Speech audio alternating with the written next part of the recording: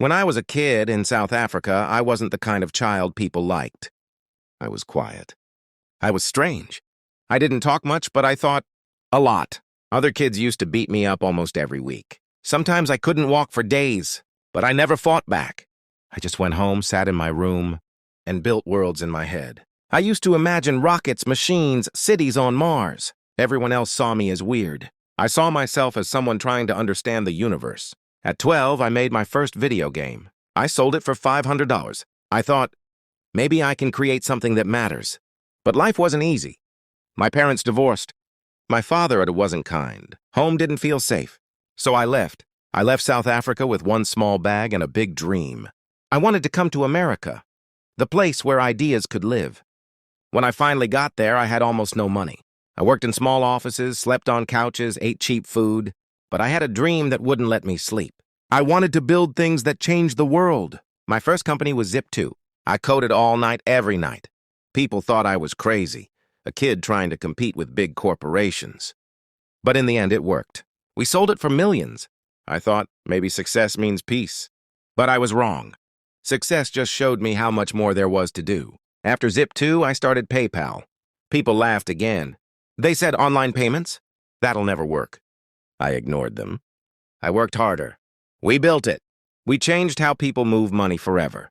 And then I sold it. Most people would have stopped there, bought an island, lived happily ever after. But I couldn't. I kept thinking, what's the point of being rich if you don't help humanity survive? I started talking about space, about making life multiplanetary. People thought I'd lost my mind. They said, Elon, you're not NASA. You're not a rocket scientist. You're just a software guy. But I didn't listen, because I knew one thing. Every great idea sounds stupid at first. I sold everything I had. I put it all into SpaceX and Tesla. Everyone told me it was suicide. They were right. I didn't know it yet, but the hardest days of my life were waiting ahead, and I was about to lose everything.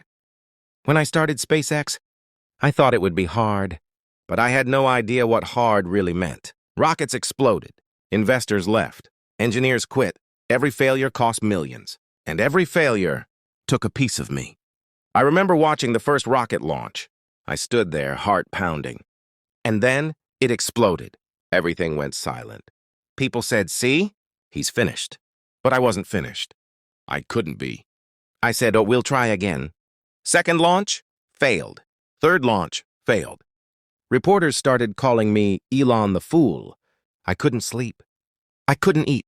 I was running out of money, out of time, out of belief. Then Tesla began to fall apart, too. Cars weren't selling. Factories were burning cash. People said he should pick one company. He can't save both. But both were my dreams. How do you choose which dream to kill?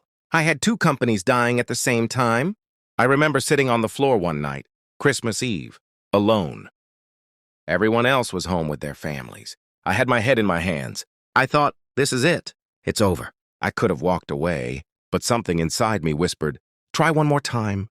I took every dollar I had left, literally everything, and I put it into SpaceX. That was it. If the next rocket failed, I was done. I would lose Tesla, lose SpaceX, lose everything. People told me, you're crazy. I said, if I go down, I'll go down doing something that matters. The day of the fourth launch came. I didn't move. I just watched. The rocket lifted off. I didn't breathe. It went higher and higher, and then orbit. It made it. After 3 failures, SpaceX finally reached orbit. Everyone cheered. I didn't. I just stood there silent, because in that moment I wasn't thinking about victory.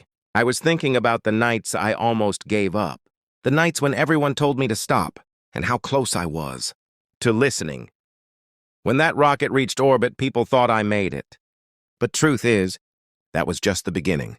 The same week SpaceX finally worked, Tesla was almost gone. I remember sitting in the factory surrounded by half-built cars. Employees were tired. Money was disappearing. Reporters said, Tesla is dead. I didn't blame them. Sometimes I thought the same thing. There were days I didn't go home. I slept on the factory floor. Not because it looked good in photos, but because I couldn't ask my team to give their best if I wasn't giving mine. I remember the smell of metal, oil, sweat, and the sound of machines that refused to stop. I told them, we're not quitting. Not today. Then came the investor calls. People asked, why are you wasting time on electric cars? Just sell Tesla? I said, because if we don't build the future, who will? There was a point when Tesla had only 2 days of money left. 2 days. I was on the phone begging for help, trying to raise anything I could. I thought it was over. And then a deal came through. It wasn't luck. It was timing, pain, and every ounce of hope I had left. The company survived, barely. But that was the moment I understood something. Survival isn't success.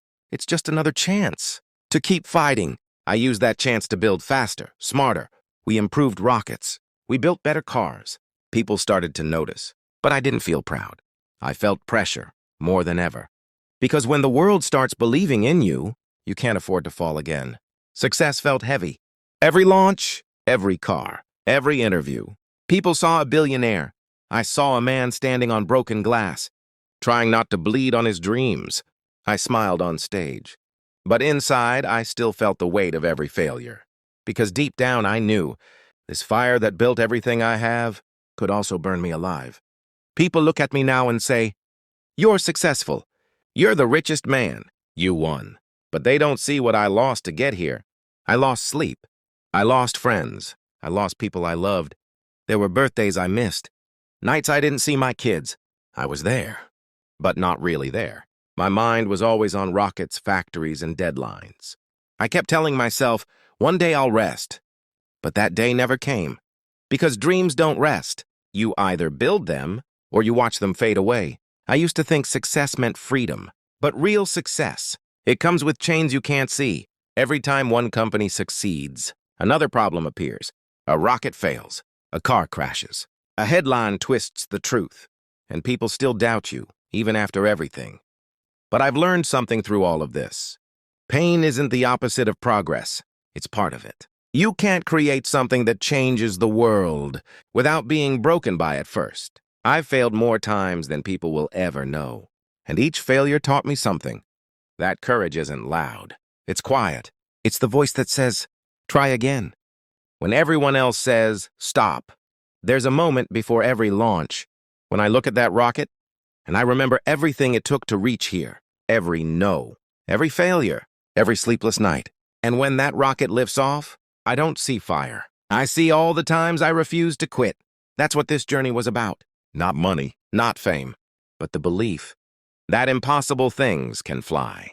And if one person watching that rocket dares to dream bigger because of it, then all of this pain was worth it. I'm not done. Not even close. Because the goal isn't just to reach the stars. It's to make sure humanity never stops trying.